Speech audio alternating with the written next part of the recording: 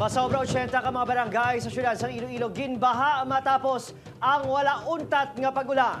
Pila ka mga residente gin-rescue matapos nga matrap sa ila mga puloy-an. Ini ang gitutukan ni John Sala. Halin pa kagabi ang pagbubo sang mamunog nga ulan sa halos bugos nga Western Visayas. Dala ini isang habagat nga gipabaskog pa ni Bagyo Guring. For the past 24 hours, 8:30 sa aga ka, until 8:30 kain na, naka-record ng ni sensor sa 250 plus millimeter na rainfall. Imagine na, in just 24 hours, almost ang monthly average na ang ulan, no? Na recorded by Pag-asa nga nagatupa sa syudad. Bangon sini wala makaluwas ang Iloilo City sa epekto sang malaing nga tiyempo. Sa datos ang Iloilo City Disaster Risk Reduction and Management Council, 86 ka mga barangay sa syudad sang Iloilo ang ginbaha. 20 sa mga ini ang yara sa distrito sang Haro, 16 sa Mandurriao, 13 sa City Proper, 12 sa Arevalo, 10 naman sa Molo, 9 sa La Paz, kag 5 sa Lapuz. Bangod sa wala untat nga pagbubo sang mamunog nga ulan halin pa kagabi, ang resulta lubog sa tubig baha ang kabugusan sang Barangay Kalubihan Haro, subong man ang iban nga mga area sa Iloilo City. Gani ang mga residente nagpadulong na sa mga evacuation center, samtang ang iba naman ang nagpabilin sa ilang mga pamalay agud nga magsikyara sang ilang mga gamit. Grabe kay iwat-iwat.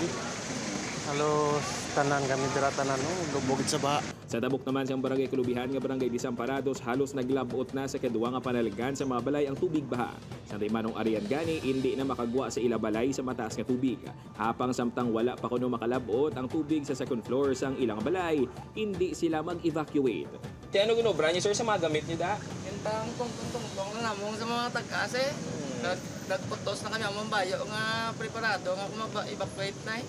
Wala pa ako naghalin di sir how? Diway pa madapot amon baka. Ang iban nga residente, ginbutang na lang sa ibabaw sang taytay ang ilang mga gamit agud hindi mabasa. Mataas man ang baha sa pila ka mga karasada sa Arevalo.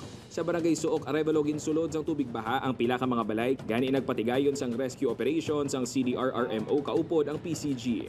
Nagapangaman man ang mga residente sa coastal areas, kaangay na lang sa Kalumpang Molo. Nanandaan mo giti. Kay may posibilidad nga maglain pag yung chimpo. Si Ransi nga tagahawak ang tubig sa sulod sang Ilabalay, ginpasalamatan naman ang voluntaryo nga pagpa-report sang City Hall employee supong adlaw, base man sa anunsyo ni Mayor Jerry Treñas. Makita naman sa sitwasyon dati supong nga daw alang-alang kit ng pasulod ang mga empleyado nga naapektuhan sang baha. Nawagan sang CDRRMO sa mga residente nga mag-aligmat kag hindi na magulat pa nga magtaas ang tubig antes nga mag-evacuate. Upuan kay Marvin Lauderes, John Sala, 1 Western Visayas.